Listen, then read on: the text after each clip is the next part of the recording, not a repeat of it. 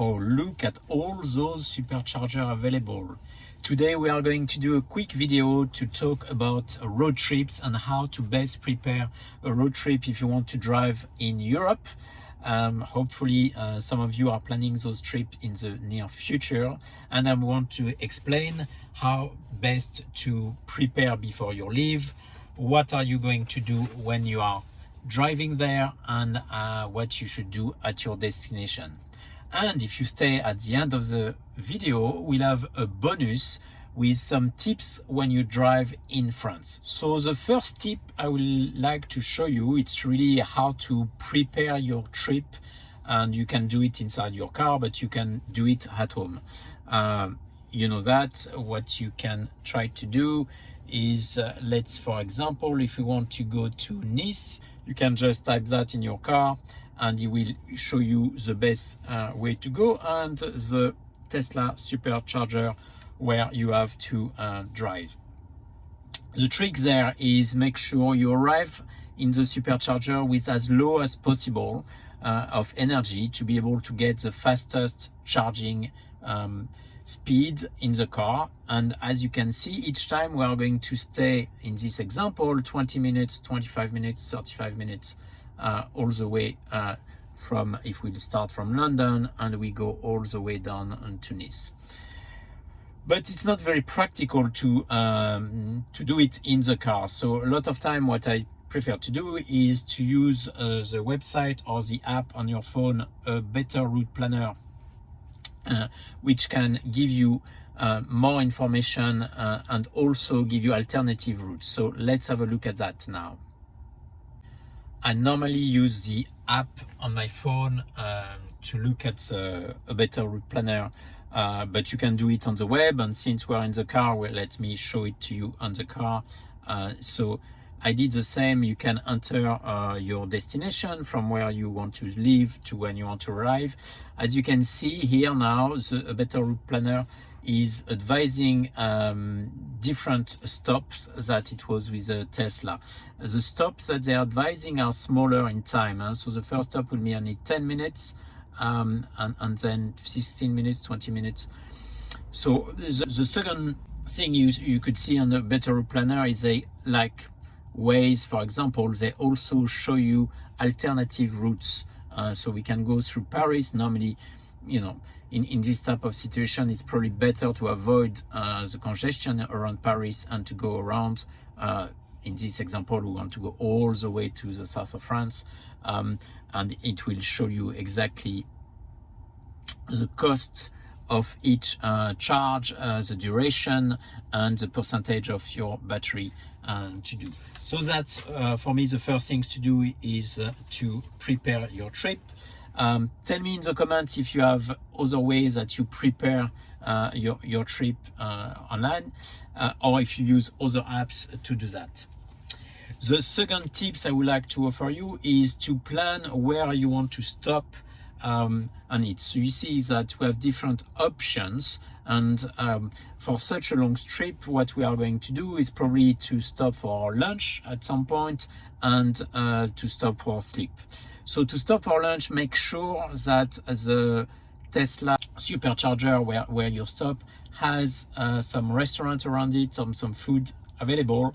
Some of them in France, like in the UK, are in the middle of nowhere and there is no facilities at all.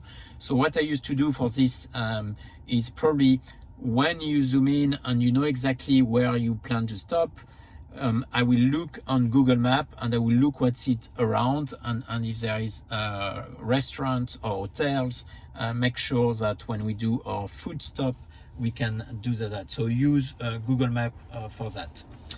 The third tips that we are going to show you now is probably to try to find a place to sleep and to be able to find a charging station where you are going to rest for the night.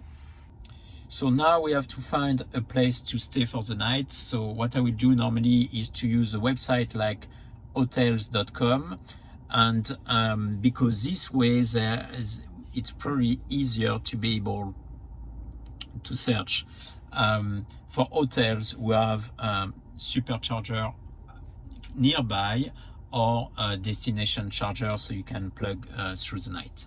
And the way you do it is you have a filtering process where you can see that. I will try to show you on the website now. Into the facilities section here, select electric vehicle charging points. And now in Dijon, you can see that there is the Holiday Inn, Grand Hotel La Cloche, for example, and those will have charging points available, so you can charge through the night. So now that we have the destination and the hotel and the place to eat, what we'll try to look is making sure when you arrive at your destination, you have charging points available around your destination. In the UK, I know we use Chargemap quite a lot, but if you travel to the rest of Europe, a website and an app which is quite useful is Chargemap. So it's an app on the phone as well, or on your tablet. You can even buy charging pass to different things. This is good because it will show you local charger in your destination, and this will be quite important. So we'll try to do a demo here to see if it works on the website as well. So in Chargemap, you can select your destination, the hotel you go, where the place you are going to see, and it's going to show you, if you zoom in, all the charging station available around you.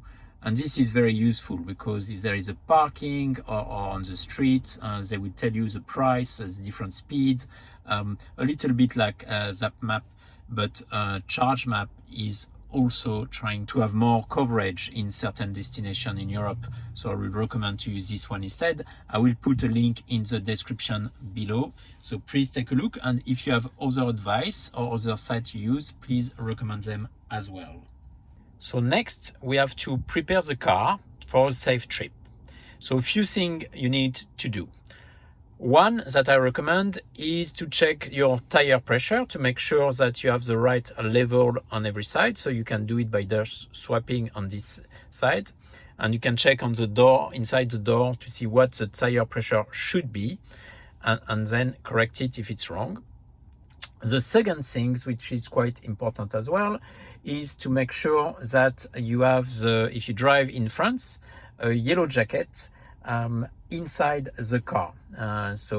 For that, it's pretty better to leave it in the glove box available, because if the police stop you, they will ask for that yellow jacket. The next point, which is also important, if you drive through the highway in France, you probably need to buy one of those toll pass. So I have the one from Vinci, but there is other available.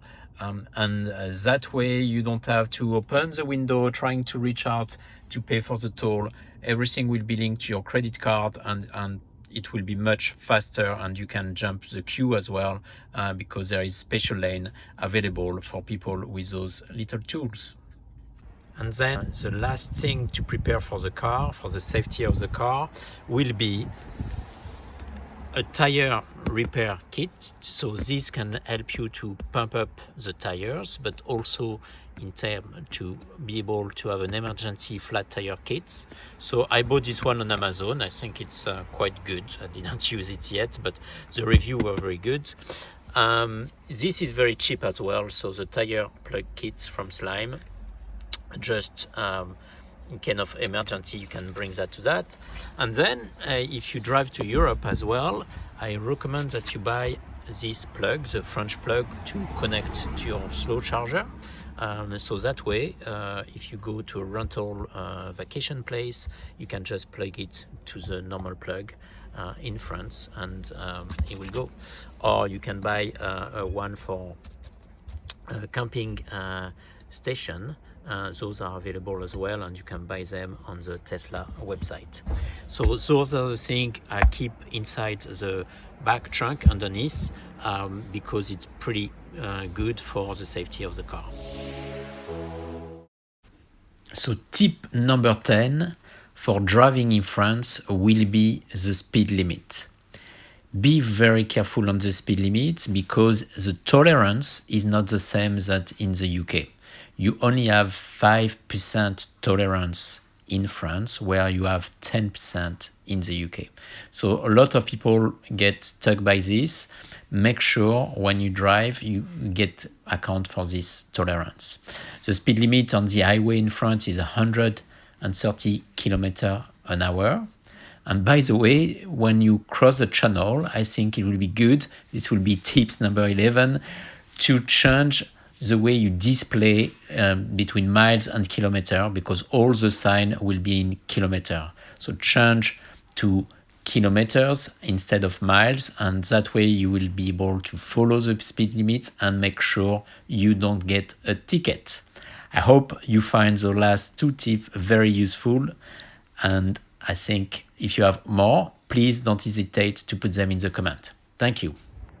So now your car and yourself should be ready for a great trip. So enjoy the trip, enjoy the view, take pictures and send comments about what you did and where you've been through. Thank you for watching this video. Please comment, like and subscribe. Looking for more videos soon. Bye.